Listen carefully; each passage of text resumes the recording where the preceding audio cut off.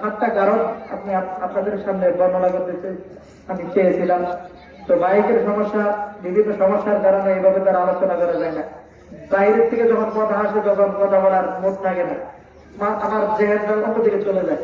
এদের কথা বলে কি পাওয়া যেতেছে না, মজা পাওয়া যেতেছে না, এটা আপনারা শুনেও মজা পাইতেছেন না। আল্লাহ পাক রব্বুল আলামিন কোরআনুল কারীম নাযিল করার 2 নম্বর কারণ হলো তিলাওয়াতুল কোরআন। কোরআন তেলাওয়াত করার জন্য। কিসের জন্য? কোরআন তেলাওয়াত করার জন্য। সূরা ফাতিরের 29 এবং 30 নম্বর আয়াত আল্লাহ পাক রব্বুল আলামিন বলেন, আল্লাহ পাক রব্বুল আলামিন বলেন, ইন্নাল্লাযীনা ইয়াতলুনা কিতাবাল্লাহ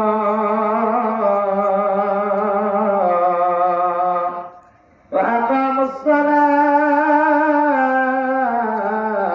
ওয়া আনফাকু মিম্মা রাযাকনাহুম সিররান ওয়া আলানিয়াতান তিজারাতান লাহুম তাবুর। আল্লাহ পাক রব্বুল আলামিন বলেন, ইন্নাল্লাযীনা ইয়াতলুনা কিতাবাল্লাহ, নিশ্চয় যারা আল্লাহর কিতাব কুরআনুল কারীমের তেলাওয়াত করে, ওয়া আকামুস সালাহ, এবং নামাজ কায়েম করে, ওয়া আনফাকু মিম্মা রাযাকনাহুম সিররান ওয়া আলানিয়া, এবং আমি তাদেরকে যেই ধন সম্পদ দান করেছি, আমি তাদেরকে যেই রিজিক দান করেছি, ওই রিজিক থেকে, ওই ধন সম্পদ থেকে তারা ব্যয় করে, গোপনে প্রকাশ করে। তারা এমন ব্যবসার আশা করে যে ব্যবসার মধ্যে কোনো ক্ষতি নাই, লোকসান নাই, লস নাই। আল্লাহ পাক রব্বুল আলামিন বলেন, কুরআনুল কারীমের তেলাওয়াত এমন একটা ব্যবসা, এমন একটা ব্যবসা, যেই ব্যবসার মধ্যে কোনো লস নাই, কোনো ক্ষতি নাই, লাভ আর লাভ। নামাজ পড়া, নামাজ কায়েম করা এমন একটা ব্যবসা, আল্লাহ পাক রব্বুল আলামিন বলে, যেই ব্যবসার মধ্যে কোনো লস নাই, ক্ষতি নাই, লাভ আর লাভ। দান সদকা করা, দান সদকা করা আমার একটা ব্যবসা। আল্লাহ পাক রব্বুল আলামিন বলে, এই ব্যবসার মধ্যে কোনো লস নাই, ক্ষতি নাই, লাভ আর লাভ। দুনিয়াতে যত ব্যবসা বাণিজ্য আছে, সমস্ত ব্যবসা বাণিজ্যের মধ্যে লাভ লসের একটা আশঙ্কা আছে না নাই? লাভের আশা আছে, আবার লসের আশা আছে। লাভও হতে পারে, আবার ব্যবসার মধ্যে লসও হতে পারে, লোকসানও হতে পারে। আল্লাহ পাক রব্বুল আলামিন বলেন, কুরআনুল কারীমের তেলাওয়াত এমন একটা ব্যবসা, এমন একটা ব্যবসা, যেই ব্যবসার মধ্যে লস নাই। আল্লাহ পাক রব্বুল আলামিন সূরাতুল ফাতিরের 30 নম্বর আয়াতে বলেন, লিওয়াফিয়াহুম উজুরাহুম ওয়া ইয়াজিদাহুম মিন ফাদলি ইন্নাহু গফুরুন শাকুর। আল্লাহ পাক রব্বুল আলামিন বলেন, যারা কোরআন তেলাওয়াত করবে, নামাজ কায়েম করবে, গোপনে প্রকাশ্য দান সদকা করবে, আল্লাহ পাক রব্বুল আলামিন তাদেরকে পরিপূর্ণ প্রতিদান আর সওয়াব দান করে দিবে। ওয়া ইয়াজিদাহুম মিন ফাদলি, এবং আল্লাহ পাক রব্বুল আলামিন যে যত কোরআন পড়বে তার মর্যাদা আল্লাহ পাক রব্বুল আলামিন বাড়াইতে থাকবে। আমার ভাইরা, কুরআনুল কারীমের তেলাওয়াত কত গুরুত্বপূর্ণ তেলাওয়াত। আল্লাহর হাবিব বিশ্বনবী সাল্লাল্লাহু আলাইহি সাল্লাম তিরমিজি শরীফের হাদিসে বলেন, মান ক্বারা হারফান মিন কিতাবিল্লাহ ফালাহু বিহি হাসানাতুন ওয়াল হাসানাতু বিআশরি আমসালিহা। লা আকুলু আলিফ লাম মিম হারফুন ওয়ালাকিন আলিফুন হারফুন ওয়া লামুন হারফুন ওয়া মিমুন হারফুন। আল্লাহর পয়গম্বর বিশ্বনবী সাল্লাল্লাহু আলাইহি সাল্লাম বলেন, যে ব্যক্তি কুরআনুল কারীমের একটা অক্ষর পড়বে, একটা হরফ পড়বে, তার আমলনামায় আল্লাহ পাক রব্বুল আলামিন 10টা নেকি লিখে দেন।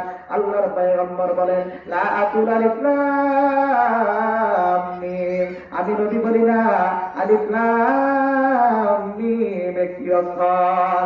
আল্লাহর পয়গম্বর বলেন, লা আলিফ একটি হরফ, লাম একটি হরফ, মিম একটি হরফ। কেউ যদি মুহাব্বতের সাথে আল্লাহকে খুশি করার জন্য আলিফ লাম মিম শুধু পরে আল্লাহ পাক রব্বুল আলামিন তার আমলনামায় 30টা লিখে রেখে দেন। সুবহানাল্লাহ। এমন আমলের সব, এমন নেকির আমল, সবচেয়ে গুরুত্বপূর্ণ আমল, সবচেয়ে শ্রেষ্ঠতম জিকির কোরআনুল কারীমের তেলাওয়াত। আজকে আমরা সমাজের মানুষ কোরআন যে পড়তে হবে আল্লাহ কেন নাযিল করেছেন এটাই আমরা জানি না। আরে ভাই, কোরআনুল কারীমের নাযিলের 2 নম্বর কারণ হলো আল্লাহ পাক রব্বুল আলামিন বলেন, কোরআন তোমাদের উপর বান্দা বান্দি নাযিল করলাম, কোরআন তোমরা তেলাওয়াত করবা। এই কোরআন তোমাদের উপর নাযিল করা হয়েছে, তোমাদের উপর নাযিল করা হয়েছে কোরআন তেলাওয়াতের জন্য। এই কোরআন তোমাদের উপর অবতীর্ণ করলাম, কোরআন তোমাদের উপর অবতীর্ণ করলাম, কোরআন নাযিল করলাম, তোমরা এর উপরে তোমরা ঈমান আনবা। 2 নম্বর, তোমরা এর উপর এই কোরআনুল কারীমের তোমরা তেলাওয়াত করবা। 3 নম্বর, কোরআন নাযিলের কারণ হলো ইলমুল কোরআন, কোরআনের জ্ঞান অর্জন করবা, জ্ঞান অর্জন করবা। কোরআন নাযিল করা 3 নম্বর কারণ, কোরআনের জ্ঞান অর্জন করবা। ইবনে মাজাহ শরীফের হাদিস, আল্লাহর পয়গম্বর বিশ্বনবী সাল্লাল্লাহু আলাইহি সাল্লামের সাহাবী, আল্লাহর পয়গম্বর বিশ্বনবী সাল্লাল্লাহু আলাইহি সাল্লামের সাহাবী হযরত ওমর রাদিয়াল্লাহু তাআলা আনহু, তার জামানে এক ব্যক্তি ছিল নাফে ইবনে আব্দুল হারিস। এই নাফে ইবনে আব্দুল হারিস তিনি বলেন, হযরত ওমর রাদিয়াল্লাহু তাআলা আনহুর সাথে আমার মুসফাত নামক জায়গায় আমার সাক্ষাৎ হয়। সাক্ষাৎ হওয়ার পর ওমর রাদিয়াল্লাহু তাআলা আনহু আমাকে বলেন, হযরত ওমর রাদিয়াল্লাহু তাআলা আনহু এই নাফে ইবনে আব্দুল হারিসকে মক্কার গভর্নর বানিয়েছিলেন। তো সাক্ষাৎ হওয়ার পর এই গভর্নরের আন্ডারে কিছু এলাকা থেকে প্রশাসনিক এলাকা, ওই এলাকাগুলোর মধ্যে প্রশাসন নিযুক্ত করার দায়িত্ব হলো এই গভর্নরের। তো ওই গভর্নরকে ওমর রাদিয়াল্লাহু তাআলা আনহু ডেকে বলে, হে গভর্নর আব্দুল্লাহ নাফে ইবনে হারিসকে ডেকে বলেন, হে নাফে, তুমি ওই এলাকার জন্য কাকে তুমি খলিফা নিযুক্ত করেছো, কাকে প্রশাসক নিযুক্ত করেছো? বলল ইবনে আবজা। বলে ইবনে আবজা। ইবনে আবজা আবার কে? তিনি বলেন, আমাদের আজাদের একজন গোলাম। ওমর রাদিয়াল্লাহু তাআলা আনহু ডেকে বলেন, একজন গোলামকে কেন তুমি প্রশাসনিক কাজে নিযুক্ত করলা? কেন তাকে খলিফা বানাইলা? ওই নাফে রাহমাতুল্লাহি আলাইহি ডেকে বলেন, ওমর রাদিয়াল্লাহু তাআলা আনহুকে বলেন, তার ভিতরে কোরআনুল কারীমের ইলম আছে, ইন্নাহু কারিউন লিকিতাবিল্লাহ তাআলা। সে কোরআনুল কারীমের একজন ভালো কারি এবং তার ভিতরে আলিমুন বিল ফারায়েদ। 2 নম্বর, তার ভিতরে ফারায়েদের জ্ঞান আছে, ফারায়েদের ইলম আছে। 3 নম্বর হলো সে একজন বিচারক, ভালোভাবে বিচার করতে পারে। তার মানে কোরআনুল কারীম সে পড়তে পারে, কোরআনুল কারীমের ইলম আছে, ফারায়েদ সম্পর্কে তার জ্ঞান আছে, সে ভালোভাবে ফায়সালা করতে পারে, কোরআন হাদিস অনুযায়ী ফায়সালা করতে পারে। এজন্যই তাকে আমি খলিফা নিযুক্ত করেছি। হযরত ওমর রাদিয়াল্লাহু তাআলা আনহু বলেন, আমার নবীকুম, তোমাদের নবী কি বলেছে জানো? ইন্নাল্লাহা ইয়ারফাউ বিহাদাল কিতাবি আকওয়ামা ওয়া ইয়াদউ বিহি আখারিন।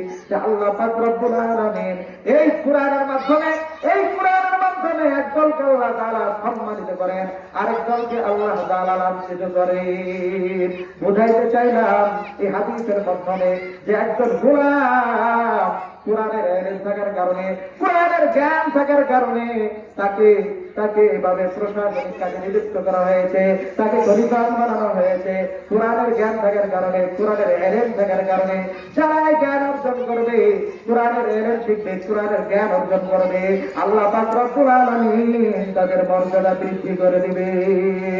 3 নম্বর, কোরআন নাযিলের কারণ হলো কোরআনের উপর আমল করা, আমল বিল কোরআন। 4 নম্বর কারণ, কোরআন নাযিলের 4 নম্বর কারণ হলো আমল বিল কোরআন। কোরআনের উপর আমল করার জন্য, কোরআনের উপর যেটা শিখবো, কোরআন থেকে যে জ্ঞান অর্জন করবো, কোরআন থেকে যে ইলম শিখবো, এই ইলমের উপর আমল করার জন্য এই কোরআন আল্লাহ পাক রব্বুল আলামিন আমাদের উপর নাযিল করেছেন। কোরআন থেকে আমরা হালাল জানবো, কোরআন থেকে আমরা হারাম জানবো, কোরআন থেকে আদেশ জানবো, কোরআন থেকে নিষেধ জানবো।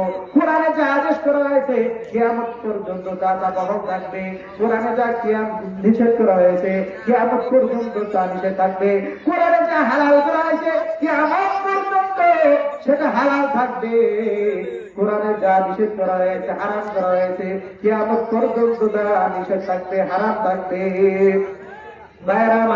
কোরআনুল কারীমের উপর আমল করার জন্য দৃষ্টান্ত দিলেই বুঝবেন। কোরআনুল কারীম আল্লাহ পাক রব্বুল আলামিন বলেছেন আহাল্লাল্লাহুল বাইআ ওয়া হাররামার রিবা। আল্লাহ পাক রব্বুল আলামিন কোরআনে বলেছেন আহাল্লাল্লাহুল বাইআ, আল্লাহ তাআলা ব্যবসা বাণিজ্যকে হালাল করেছেন। ব্যবসা বাণিজ্যকে আল্লাহ পাক রব্বুল আলামিন হালাল করেছেন। ব্যবসা বাণিজ্য হালাল, ব্যবসা বাণিজ্য হালাল। এরপরে যে কথা আল্লাহ পাক রব্বুল আলামিন বলেছেন ও হারামার রিবা, আল্লাহ পাক ব্যবসা হালাল করেছে, সুদকে হারাম করেছে। এখন আপনি যদি বলেন না আমি কোরআনের শুধু ব্যবসা বাণিজ্য হালাল এটাকে মানি, ও হারামার রিবা ওই আয়াতকে আমি মানি না, আল্লাহর ব্যবসা হালালকে মানি, আমি হারামকে মানি না, হালাল মানে হারাম মানি না, তাহলে আপনি কোরআনুল কারীমের প্রতি বিশ্বাস করলেন না, কোরআনের প্রতি আমল করলেন না। যে কারণে আল্লাহ কোরআন নাযিল করেছেন কোরআনের উপর আমল করার জন্য। ভাইয়ের আমার কথা মন দিয়ে বুঝবেন, কোরআন নাযিলের 4 নাম্বার কারণ এই কোরআনের উপর আমল করতে হবে, কোরআনের প্রতি আমাদেরকে আমল করতে হবে, কোরআনের হারাম মেনে নিতে হবে, কোরআনের হারাম মেনে নিতে হবে, কোরআনের আদেশ মেনে নিতে হবে, কোরআনের নিষেধ মেনে নিতে হবে। 5 নাম্বার কোরআন নাযিলের কারণ হলো তা'লিমুল কোরআন, কোরআন শিক্ষা দেওয়া, কোরআন শিক্ষা দেওয়া, কোরআন নিজে শিখে অন্যকে শিক্ষা দেওয়া। আল্লাহর পয়গম্বর বিশ্বনবী সাল্লাল্লাহু আলাইহি সাল্লাম বলেন খায়রুকুম মান তাআল্লামাল কুরআন ওয়া আল্লামা। আল্লাহর পয়গম্বর বিশ্বনবী সাল্লাল্লাহু আলাইহি সাল্লাম বলেন তোমার মাঝে